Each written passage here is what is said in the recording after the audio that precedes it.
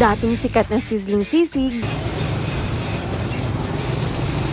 na hanggang ngayon madami pa rin ang kumakain. Meron ding homemade fried chicken with unlimited rice, unlimited gravy, at unlimited juice for only 89 pesos ni Mariposa, na mas piniling magtinda nito kaysa magtrabaho bilang nurse. At ang sikat din na triple cheese pizza na may mango habanero sauce at balot na kakaiba dahil niluto na pang takoyaki ang ating titikman dito sa Cubao. Kaya tara, kain na tayo!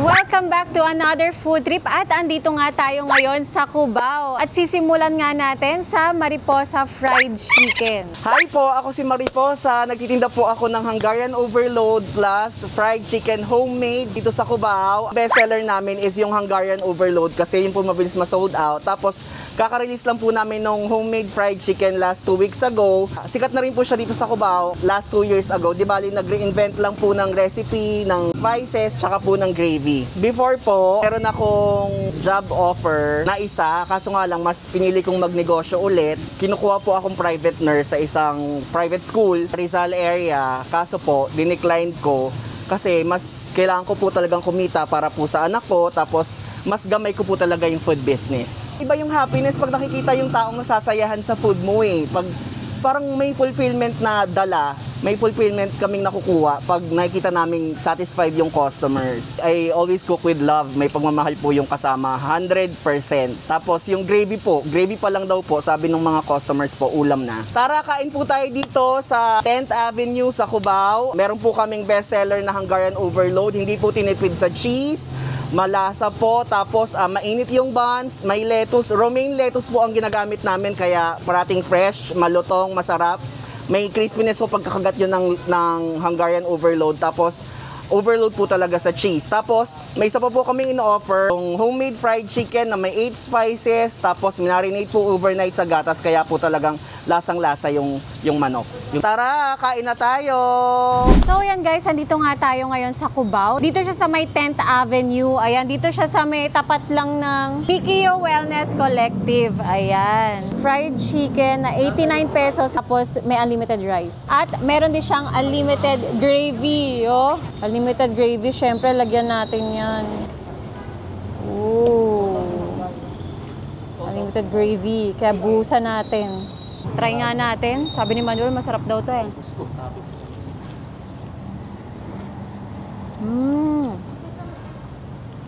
Masarap yung gravy. Gravy pa lang, ulam na talaga.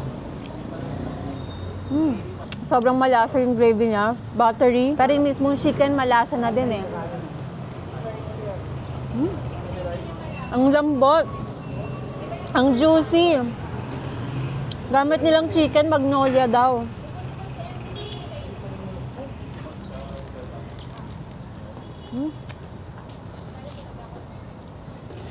Sobrang okay kasi, unlimited rice. Yung gravy nila, pwede mo nang ulamin. O, diba, sulit? Oh. Tapos may kasama ring drinks. Oh? Only din, meron din unlimited drinks. Juice juice yan. O, diba, sulit? Sarap din ng juice nila. Strawberry.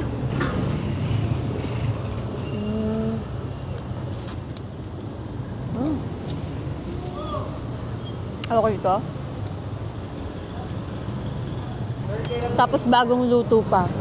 Balat to. Sarap. Dagan pa natin ang gravy yan. Ooh. Sobrang sulit, 89 pesos. 89 pesos, unlimited rice pa, unlimited gravy.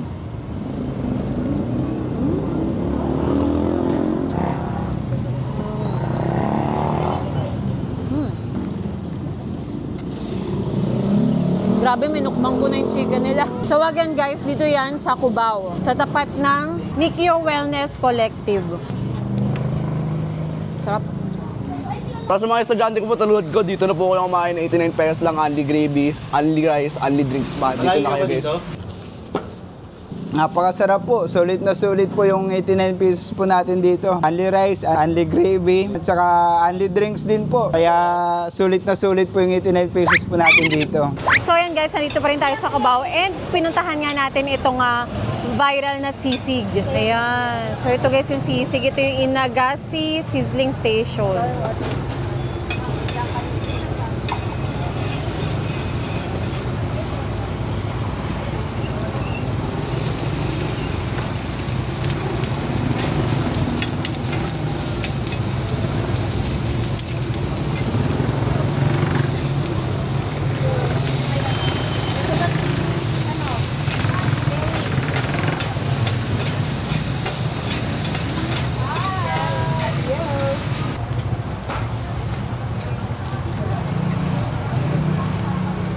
Ang mga tinitinda namin dito, meron kaming sizzling pork chop, sizzling fried chicken, sizzling kare-kare, sizzling lechon kawali. Marami kaming paninda dito, meron pang Hungarian, sizzling tofu, marami pang iba. Ang bestseller namin dito yung sisig tsaka yung kare-kare. Ang specialty namin dyan yung meron utak kasi, may utak ang lalagay namin.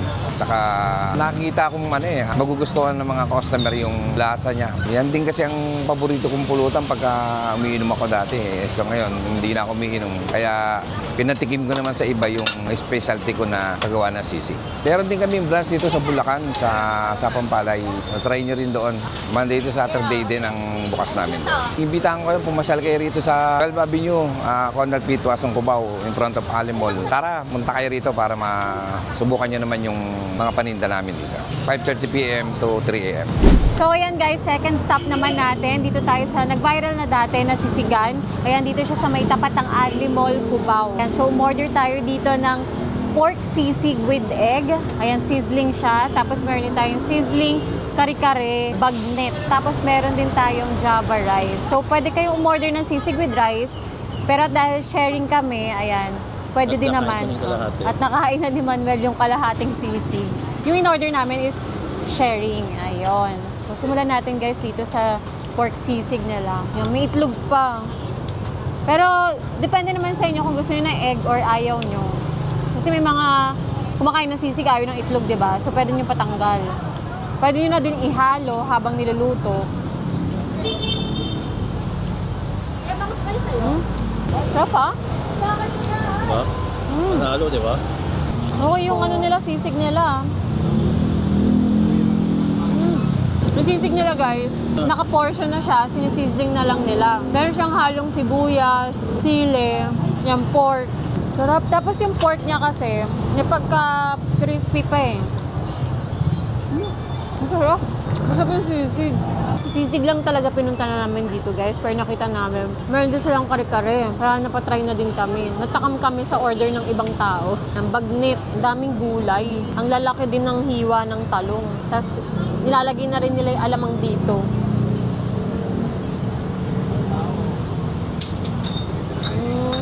Yung alamang nila maalat-alat. Hindi ko na masyado malasahan yung sauce kasi napadami ako ng lagay ng alamang. Try natin yung walang alamang. Okay, Jem. Daming gulay eh. Tsaka malapot yung ano nila, yung sauce. Crispy din ng bagnet nila. Tsaka malambot. Pero dito talaga ako sa sisig nilang sarap. Sakto lang din yung pagkaanghang. 125 pesos yung sharing nila. Pero meron silang 115 pesos with rice. Tapos itong kare-kare bagnet naman, 120 pesos yung isang order. Pwede na, lalo na kung sharing naman kayo, di ba? Stop. Okay sa akin yung sisig nila. May anghang din kasi talaga siya eh. Pero meron silang binibigay pa dito na calamansi, tsaka sili, tsaka sauce. Soy sauce ata to para sa sisig. Pero for me, hindi na kailangan eh. Kasi tamang-tama na yung pagkaanghang niya, yung alat niya, okay na eh, sakto na eh. Next naman. So ayan guys, last stop na natin dito sa Cubao food trip natin. Actually, meron pa dapat kami talagang pupuntahan eh. Kaso wala na kami nadatnan yung Pansit Bato. Kaso wala na, kaya dito kami nag-end sa Habanero Kitchen. Dito siya sa may Cubao Expo. So, meron tayo ditong 3 cheese pizza. Tapos, meron siyang sauce dito na kasama. Ito yung habanero sauce nila na mango flavor. Actually, na-try ko na to before and nasarap talaga ng pizza.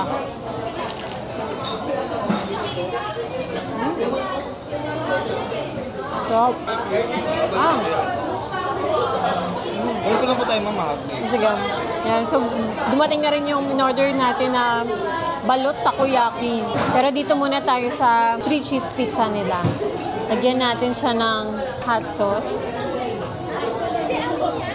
Manghang to kasi habanero eh. Kaya untian lang natin. Baka sumobra yung anghang.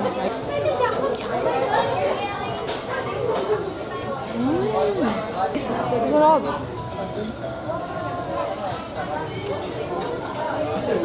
Masarap pag lalagyan mo pa ng habanero sauce nila na mango. Ang crunchy ng crust. Tsaka ang cheesy talaga. Sarap yung cheese. Tapos may basil pa siya, na kahit onti lang yung basil na nasa taas, malalasahan mo pa rin talaga. Next naman guys, try natin yung balot. Pag ito, order ka nitong balot, bawal i-take out. So, dapat ubusin mo siya dito. Meron siyang 4 na takoyaki, balot takoyaki. Try natin. First time ko lang matatry itong ano nila, balot takoyaki.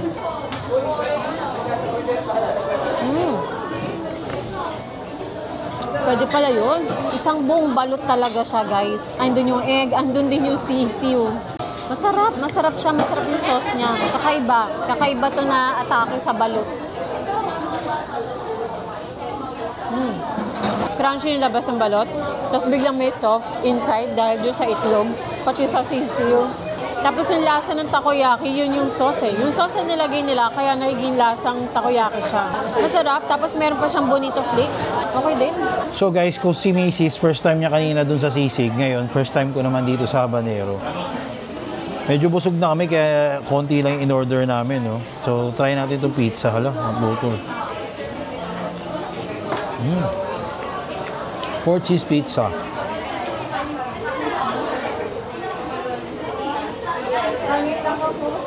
Manghang ba to? Sakto lang. Kaya mo yan.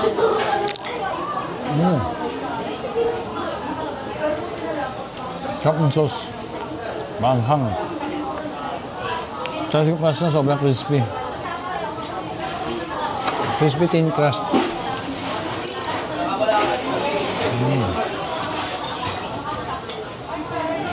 Okay pala to. Try mo ito balot. Balot? Balot. Takoyaki, no? Takoyaki. May sisiw. May sisiw. Huwag na natin tignan yung sisiw. Subo na lang natin.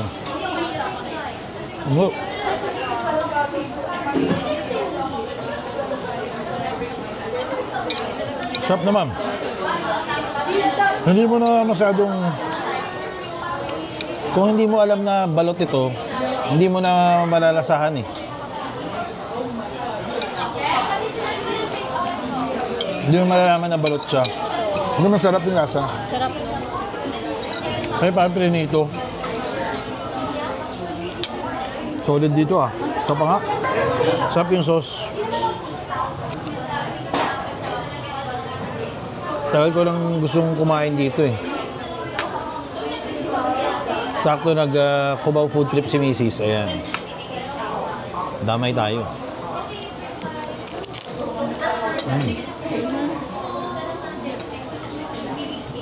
Sarap. Masarap yung anong talaga nila dito, itong pizza nila. Pag nitry nyo dito sa Habanero, must try yung pizza. Ito yung 3 cheese pizza. So yun guys, sana nag-enjoy kayo dito sa vlog natin na Cubao food trip. Ngayon, kahit 3 lang yung napuntahan natin, siguro next time meron pa kami ibang food tripan dito. And kung meron kayo masasuggest na food tripan kung saan man lugar yan, ayun, please comment below, ayun, para mapuntahan namin at para matikman din namin yung masasarap na food kung saan man yan lugar na yan. And kung sa inyong lugar, ayan, comment below. So yun lang guys, thanks guys again for watching at kung hindi ka pa nakakapag-subscribe, please subscribe to my channel at para updated kayo sa mga videos na i-upload ko, tap the bell icon. So see you guys again. Bye! Sarap!